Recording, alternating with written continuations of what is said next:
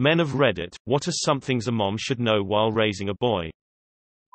You will not believe how much he'll eat as a teenager.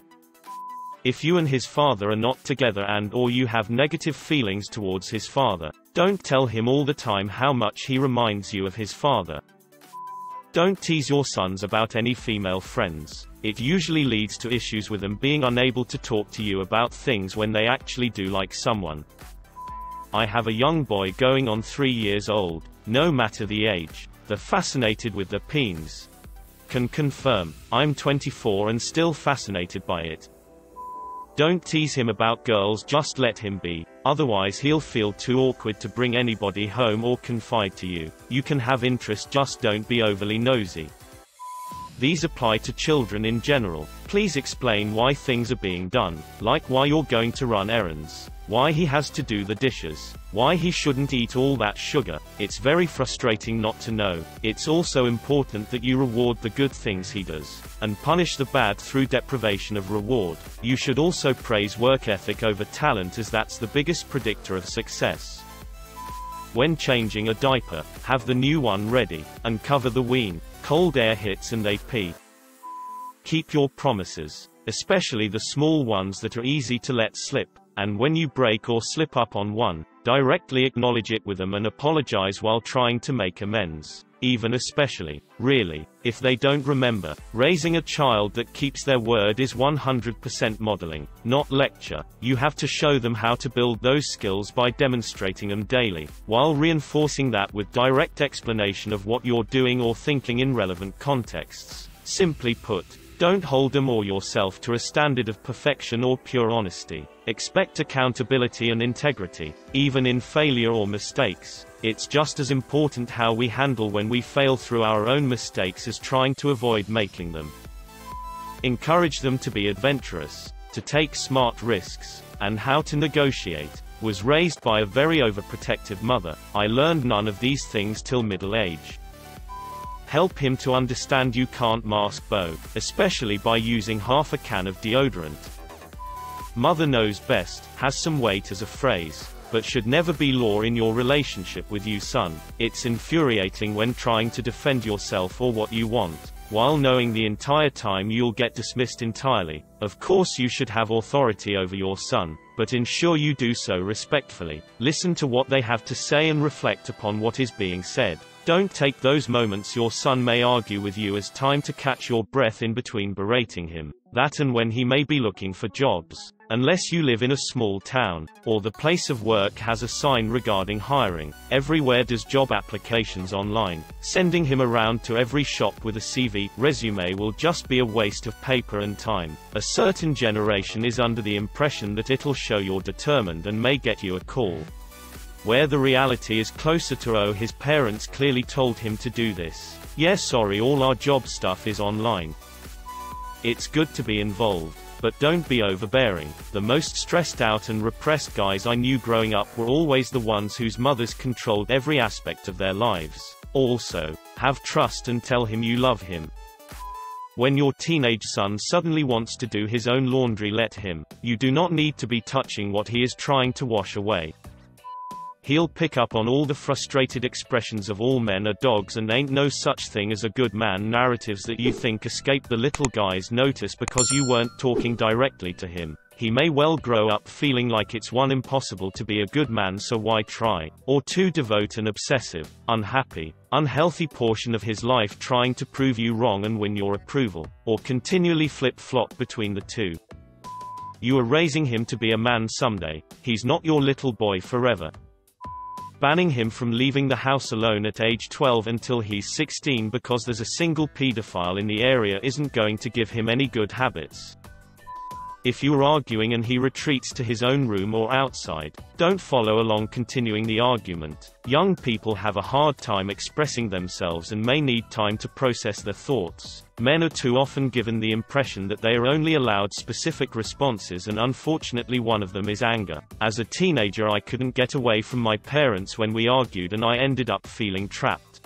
I've suffered a panic attack when my mom flew off the handles the last time. Was kicked out in my underwear in -10 degrees. Got to go back in half an hour later completely frozen and just curled up in a corner and cried. She came up to me, took photos of me and then ridiculed me for not being a man and blamed me for destroying her life. Soon, 1 year, then I'll be gone, forever. If you tease him about personal relationships at a young age, he'll never trust you enough to talk about deep personal matters. If you knock on his door and he says, "Give me a minute," give him a minute. Don't just walk in. My dad always knocks and he immediately opens the door. If it's early in the morning, he'll just walk in assuming I'm still asleep. I told him it's his house and he can do what he wants. But one day he'll walk in on me dick in hand and that's his problem, not mine. Teach him to cook. My post-college roommate had his mom cook all of his meals. It was embarrassing to watch him try to operate a kitchen when he decided he wanted to make something of his own.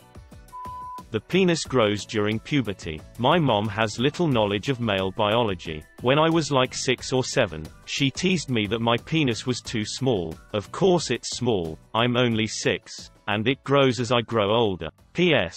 My wee-wee isn't small anymore. What the actual f***? That's how you instantly give someone self-esteem issues.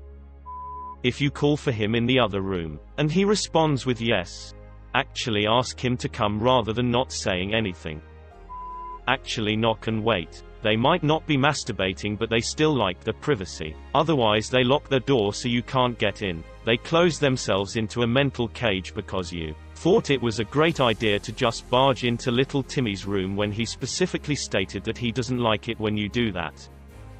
Open a savings account and chuck $10 or $20 in there a week. It will help them out a ton in the future. If it's shaped like a sword, it's a sword. I don't care how old you are, it's a sword.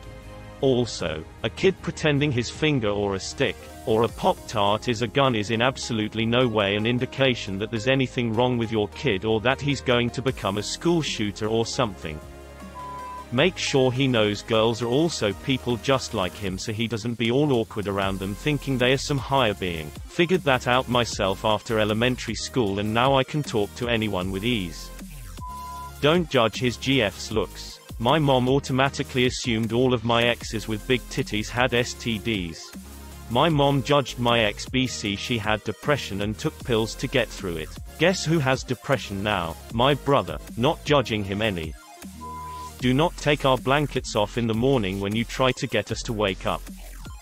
I'm going to speak as a 33-year-old man who was raised by a heavy-handed overbearing single mother. Let him be himself. He will resent you his entire life if you force your lifestyle, career and beliefs onto him. Don't keep him from his father or give him bad information. If you two split, okay fine, but let the man see and spend time with his father. These two ideas may not seem like much, but I cannot stress and emphasize the importance of both of these enough.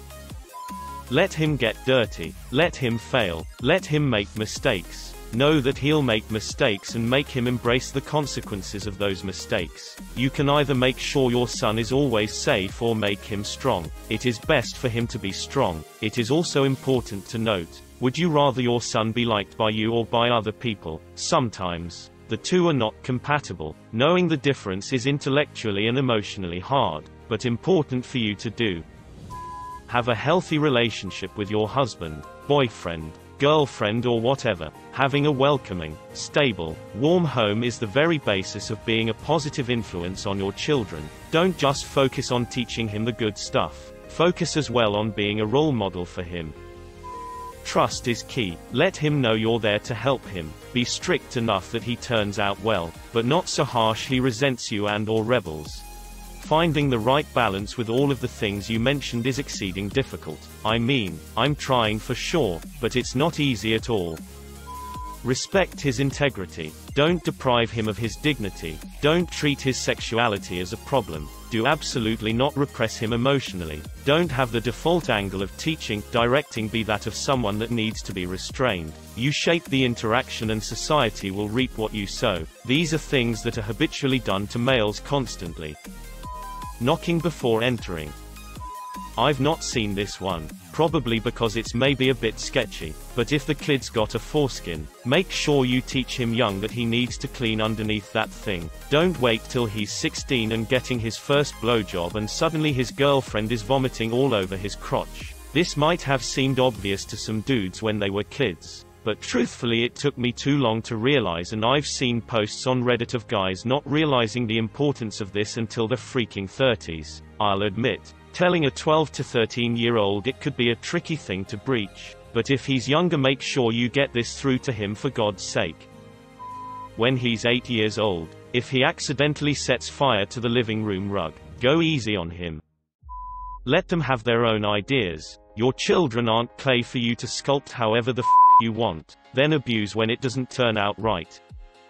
Do not overprotect your child. The real world is one mean.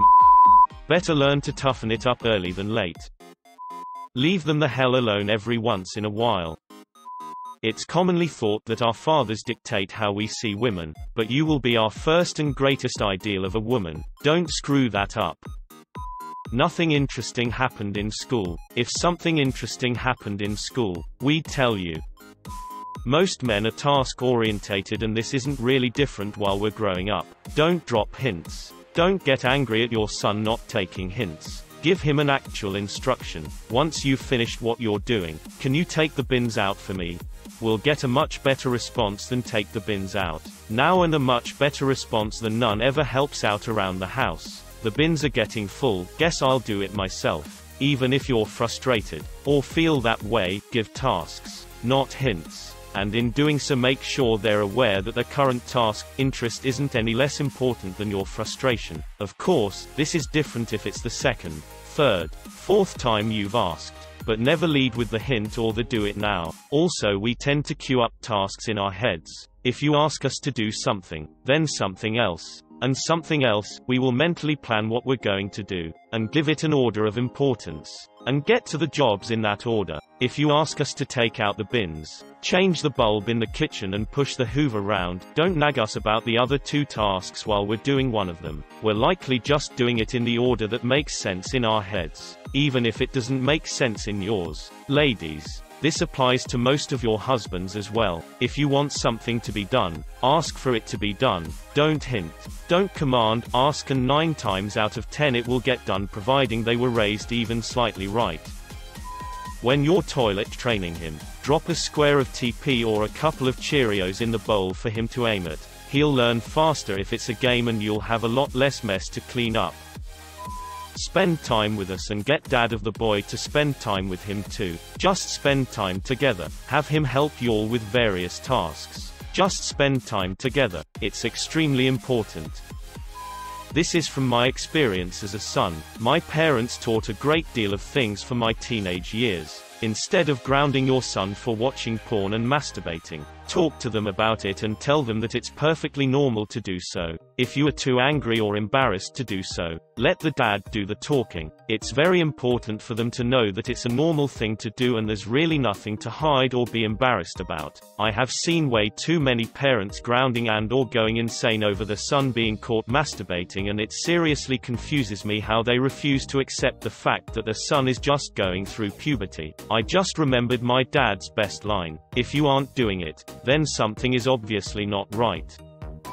Don't throw sharp objects at children when you're angry. My mother was angry and threw Goku action figure whose hair was sharp as hell at my brother for being annoying, so she threw at him. It pierced his skin and was stuck inside his leg and blood was everywhere. It took an hour to calm him down and bandage him. Yay, moms, don't do that. He was like 5 or 6 at the time. Boy Logic 101. I just did something dangerous and got hurt, but only because I need to perfect my technique. Next time it's going to work perfectly. Understand that you can't pause an online game.